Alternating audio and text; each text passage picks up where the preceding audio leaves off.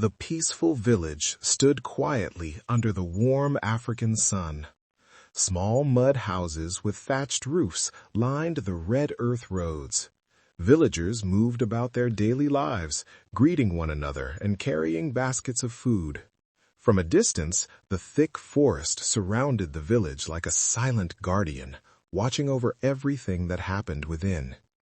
At the center of the village square, people gathered to trade goods, laugh, and share stories.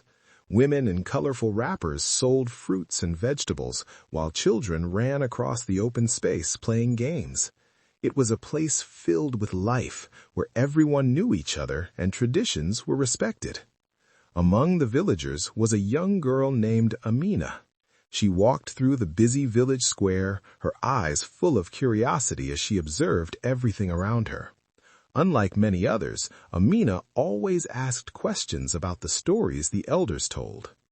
Later that evening, Amina sat beside her grandmother outside their small mud house. The old woman slowly wove a basket while telling ancient stories that had been passed down for generations. Her grandmother suddenly became serious and pointed toward the distant palace. In a quiet but firm voice, she warned Amina about the forbidden door inside the palace. She told her that no villager must ever try to open it.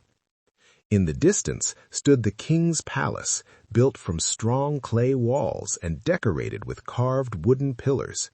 It was the largest structure in the village, standing proudly at the center of the land.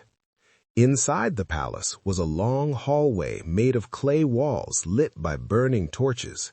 At the very end of the corridor stood an ancient wooden door, older than the palace itself. The forbidden door looked strange and mysterious. Dark carvings covered its surface, symbols no villager could understand. It had remained closed for many generations. One night, the elders gathered villagers around a fire in the village square. Their faces were serious as they reminded everyone about the dangerous door in the palace and why it must remain closed forever. Amina stood quietly among the villagers, listening to the warning. But instead of fear, her eyes showed curiosity. She wondered why a simple door could cause so much fear. Days passed, and one evening the village held a large celebration. Drums echoed across the land as villagers danced around a bright fire. The celebration continued with laughter, music, and dancing. Everyone was enjoying the festival, and no one noticed when Amina slowly walked away from the crowd. Under the quiet moonlight, Amina walked alone along the path that led toward the palace. Her heart beat faster with every step, but her curiosity pushed her forward. She reached the palace gates and quietly stepped inside, while the sounds of the festival continued far behind her. The palace hallways were dark and silent. The torches on the walls flickered softly, casting long shadows across the clay walls.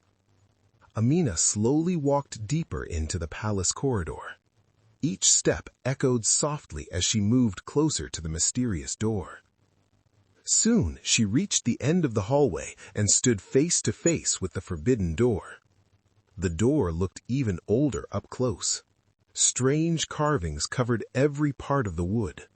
Amina stared at it for a long moment. Slowly, she reached out her hand and touched the door handle. Her heart raced as she wondered what could possibly be inside. With a deep breath, Amina gently pushed the door open. The ancient wood creaked loudly as the door slowly moved. Cold air rushed out from the dark room inside. It felt as if the room had been sealed for centuries. Gathering her courage, Amina stepped into the dark room, not knowing that her decision would soon change everything. Suddenly, something strange began to move inside the darkness. A shadow slowly formed along the walls. A cold whisper echoed through the room, a voice that sounded ancient and distant. Amina froze in fear as she heard it. Before she could run, the heavy door behind her suddenly slammed shut with a loud crash. The shadow in the room began to grow larger and darker, slowly forming into a tall spirit with glowing eyes. That same night, strange things began happening in the village. Dogs barked endlessly and refused to sleep. The next morning, Amina walked through the village looking frightened and confused, as if something was following her. Behind her, a tall, dark shadow moved quietly, staying close but never touching her. Some villagers began noticing strange movements and dark shapes appearing in different corners of the village. The elders quickly gathered together in the village square, worried about the strange signs appearing everywhere.